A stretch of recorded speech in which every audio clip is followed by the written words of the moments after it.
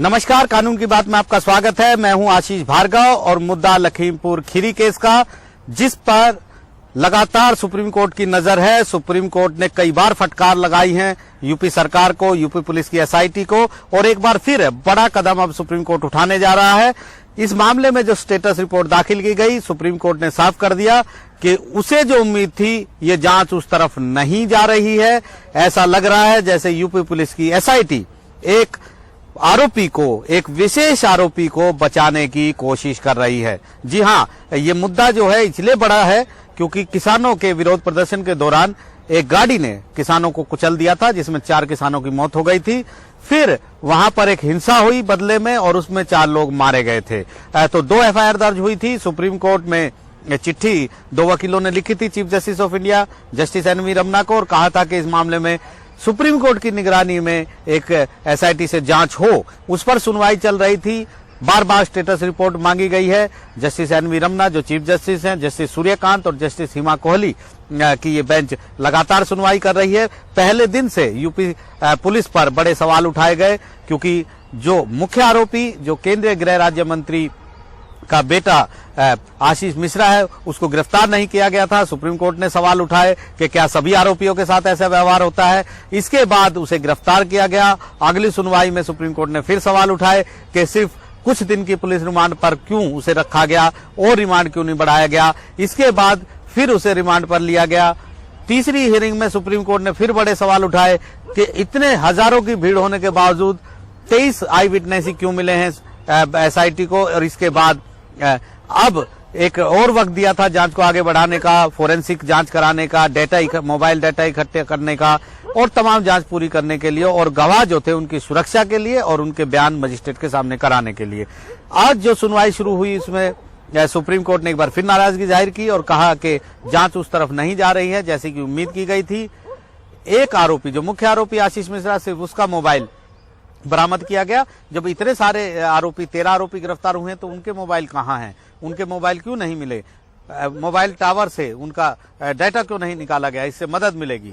UP सरकार की ओर से हरीश साल्वे ने जवाब दिया कि बाकी आरोपियों का कहना था कि वो मोबाइल इस्तेमाल नहीं करते, लेकिन उन्होंने कहीं मोबाइल फेंक दिए हैं। सीडीआर यूपी सरकार ने ले ली है। लैब रिपोर्ट का इंतजार है जो जल्द ही आ जाएगी। उनके पास सीसीटीवी के रूप में पुख्ता सबूत है, लोकेशन है आरोपियों की कि वो कहां पर मौजूद थे।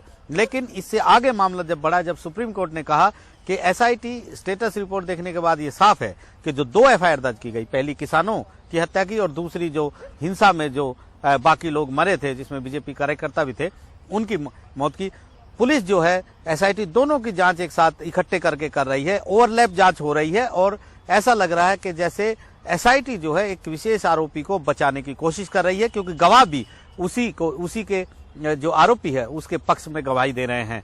यह भी कहा गया कि निष्पक्ष जांच इस मामले की होनी जरूरी है, पारदर्शी जांच होनी जरूरी है और स्वतंत्र जांच होनी जरूरी है। इसलिए सुप्रीम कोर्ट ये सोच रहा है और सहमत है इस बात से कि एक रिटायर्ड हाई कोर्ट के एक रिटायर्ड जज, और हाई कोर्ट भी यूपी का हाई कोर्ट नहीं, इलाहाबाद हाई कोर्ट नहीं, बल्कि किसी दूसरे हाई कोर्ट के एक रिटायर्ड जज को डे टू डे जो जांच हो उस पर उसकी सुनवाई, उस जांच की निगरानी के लिए नियुक्त किया जाए और वो तमाम जांच की निगरानी करे तब तक की चार्जशीट फाइल ना हो। सुप्रीम कोर्ट ने यह भी साफ कर दिया कि दोनों मामलों में अलग अलग जांच होगी, अलग अलग चार्जशीट दाखिल होगी।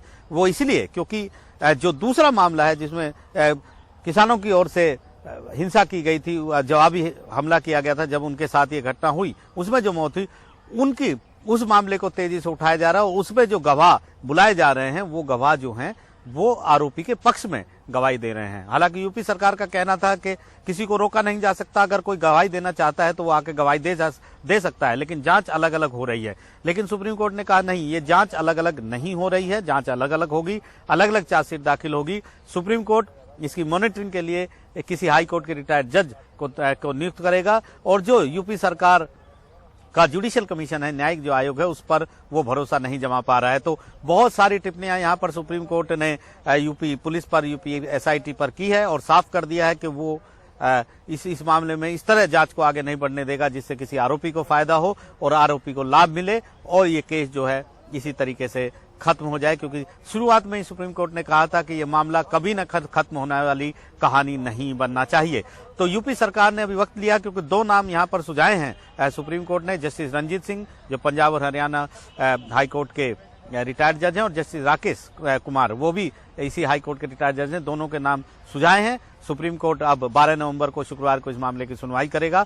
यूपी सरकार आकर बताएगी कि उसका इस मुद्दे पर क्या कहना है। लेकिन एक बड़ा कदम यहां पर सुप्रीम कोर्ट उठाने जा रहा है, क्योंकि सुप्रीम कोर्ट समझ गया है कि ये मामला एक इस तरीके का जो दूसरी एफआईआर है उसको क्रॉस एफआईआर के तौर पर इस्तेमाल किया जा रहा है। आमतौर पर अगर हम अपने आपराधिक जो न्यायशास्त्र है जो वो है उसमें देखा जाए तो इसी तरह के केस, बहुत सारे केस दर्ज होते हैं, छोटे छोटे मामलों में दर्ज होते हैं, पड़ोसी एक दूसरे के खिलाफ दर्ज कराते हैं, उन्हें क्रॉस एफआईआर कहते हैं। क्योंकि इससे दो एफआईआर दर्ज होंगी तो जो प्रभावशाली पक्ष होता है वो दूसरे पक्ष को अपनी ओर झुका लेता है और वो जीत जाता है। इसी तरीके से सुप्रीम कोर्ट समझ गया है कि जो दूसरी एफआईआर है उस एफआईआर नंबर 220 के बल पर पुलिस जो है, एसआईटी जो है, वो एफआईआर नंबर 219 के मुख्य आरोपी यानी आशीष मिश्रा को बचाने की कोशिश कर रही है उस एफआईआर के सहारे, उस जांच के सहारे। इसलिए सुप्रीम कोर्ट ने साफ किया है कि दोनों जांच अलग होनी चाहिए और वैसे भी अलग होनी चाहिए। घटना में मारे जाने वाले अलग हैं, घटना की एफआईआर अलग है, घटना के गवाह अलग होंगे, घटना के सबूत अलग होंगे, घटना की जांच अलग किस्म से होगी और घटना के आरोपी भी अलग अलग हैं। तो फिर एक साथ जांच कैसे हो सकती है, ये सुप्रीम कोर्ट ने बड़े सवाल उठाए हैं। नई दिल्ली से आशीष भार्गव, एनडीटीवी इंडिया।